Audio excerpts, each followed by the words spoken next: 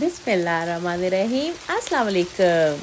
आपको मेरे टाइटल से ही पता चल गया होगा, कंफ्यूज सा वेदर है, कसम से बड़ा ही कंफ्यूज वेदर है, बिल्कुल मेरे दिमाग की तरह। इसको भी पता नहीं चल रहा है कि मैंने बारिश होनी है, मैंने बर्फ़ में जाना है, बर्फ़बारी में होना है, मैंने ज़ालाबारी करनी है, मैंने करना क्या है, इसको कुछ पता नहीं चल रहा है ऑनेस्टली। सुबह ये वाला वेदर था और 2 मिनट के बाद वो भी गजनी बन गया। कहते हैं मैं कभी ज़ालाबारी भी हुआ था।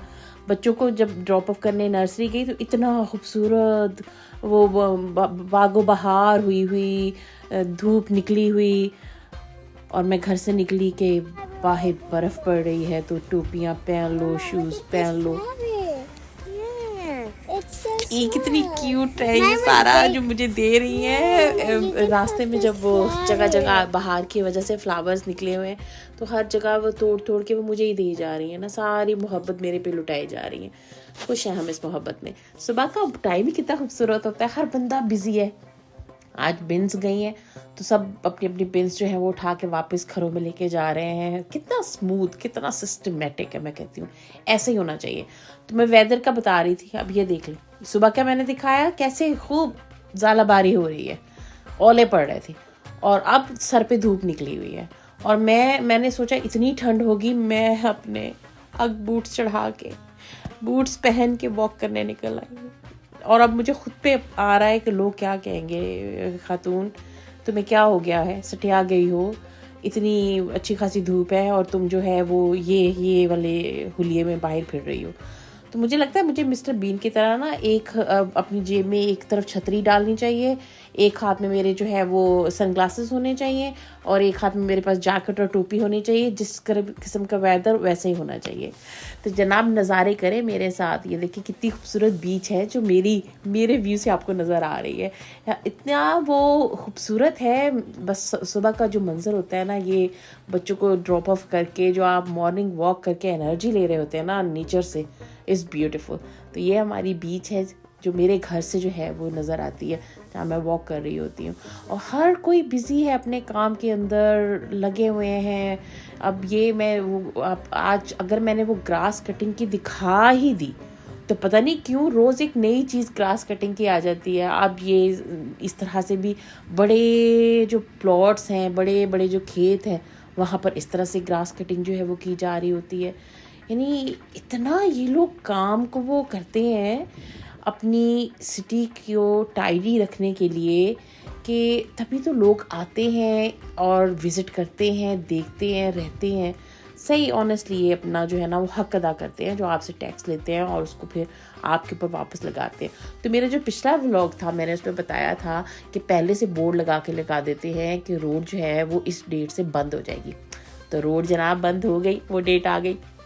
उन्होंने हर वो रोड जो उस रोड की तरफ जा रही है उसके ऊपर पहले से बोर्ड्स लगा दिए हैं कि रोड जो है सामने वो बंद है, आप डाइवर्शंस ले लें, मुतबादल रास्ता जो है वो इख्तियार कर लें। और उन्होंने पूरी डिटेल लिखी हुई है कि कितने दिन के लिए ये रोड जो है वो बंद रहेगी। ऑब्वियसली रोड जो है वो ट्रैफिक के लिए बंद है, पेडेस्ट्रियंस के लिए तो नहीं बंद होती है। तो हम जैसे तो वहाँ वॉक करेंगे, फिरेंगे और आपको भी साथ साथ दिखाएंगे कि बाहर आ रही है तो हर जगह कैसे खूबसूरत से फूल खिल रहे हैं, निकल रहे हैं। तो यहाँ पर मेरे ख्याल में कोई इनकी वायरिंग शायद कुछ हो रहा है जिसकी वजह से उन्होंने पूरी जो है वो ये वाली रोड बंद की हुई थी और इतना स्मूथली काम करते हैं। अब ये देखिए ये जो इन्होंने लाइट्स हैं उनको भी कवर किया हुआ है कि इस साइड की लाइट्स जो है वो नहीं ऑन होंगी। अच्छा, फिर उनको वो कोन्स लगानी है तो ये वाले जो ट्रक्स हैं वो पहले से आके खड़े हो जाएंगे और ट्रैफिक जो है वो सारे इसको डाइवर्ट कर देंगे दूसरी लेन के अंदर। तो वो जो काम करने वाले हैं उनकी सेफ्टी के लिए ये ट्रक आया है ताकि वो जो कोन्स हैं वो ईज़िली उस जगह पे वो रख सके ताकि उनको किसी किस्म की उनकी सेफ्टी हर्ट नहीं हो। अब वो पूरी जो ट्रैफिक जो है वो पीछे से आएगी, वो इस एरो का साइन देख के अपने आप जो है वो लेन को चेंज करती जाएगी। कितना दूर का सोचते हैं। मैं होती तो आराम से काम शुरू होने से घंटा पहले रोड बंद करती और कह देती जाओ ढूंढ लो रास्ता, जिधर को दिल करता है हो जाओ, यू टर्न कर लो, जो दिल करता है वो कर लो। पर नहीं भाई, नहीं, ये लोग जो है ना, ये गोरा जो है ना वो बड़ी दूर की सोचता है। तो जगह जगह उन्होंने जो है वो हर रोड से, हर एरिया से उन्होंने लिख के लगाया हुआ है कि ये जो साइड है यहाँ की रोड बंद है, आप डाइवर्शंस ले लें, अपना काम दूसरे तरीके से करें। मेरी तरह जैसे मैं निकली हुई हूँ, बाकी भी सब निकले हुए हैं। अपने कुत्ते बिल्लियाँ लेके वॉक करने के लिए इतने खूबसूरत से मौसम में। तो बीच में जी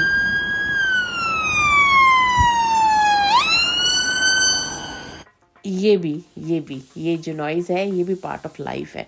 तो मैं मुझे याद है जब मैंने कुछ अर्सा पहले इस किस्म की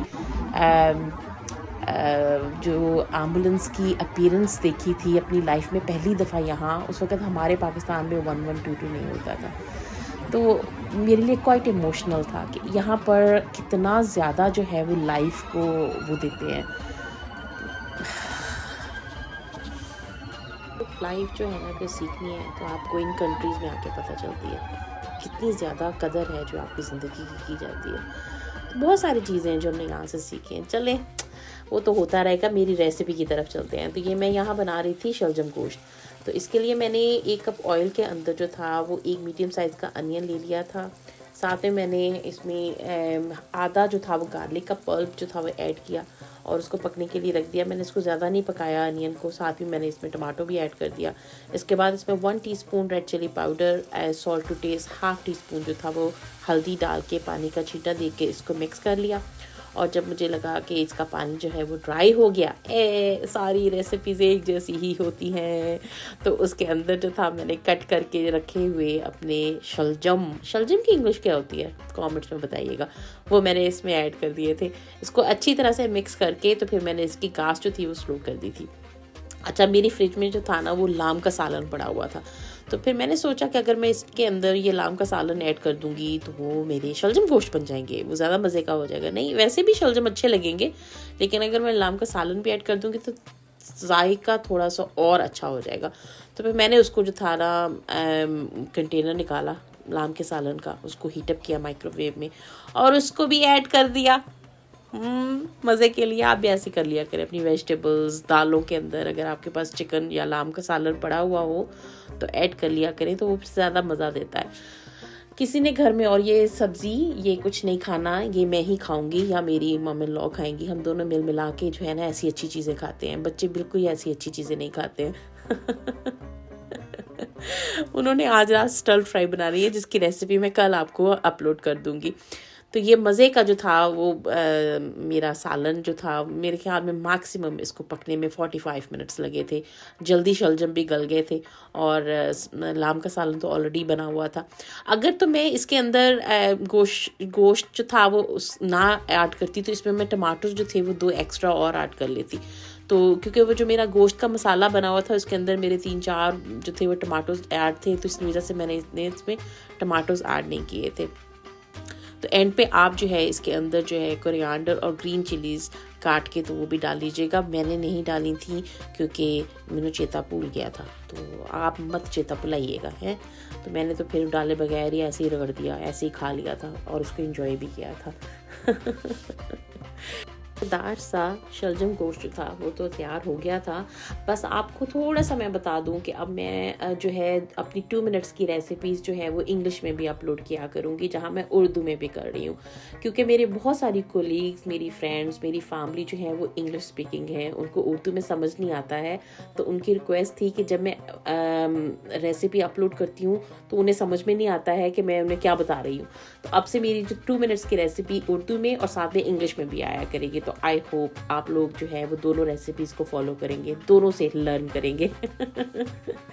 तो मेरी जो नेक्स्ट रेसिपी होगी वो स्टर फ्राई की होगी और वो बोथ लैंग्वेजेस में होगी। तो आप उसको देखते रहिए, इनकरेज करते रहिए।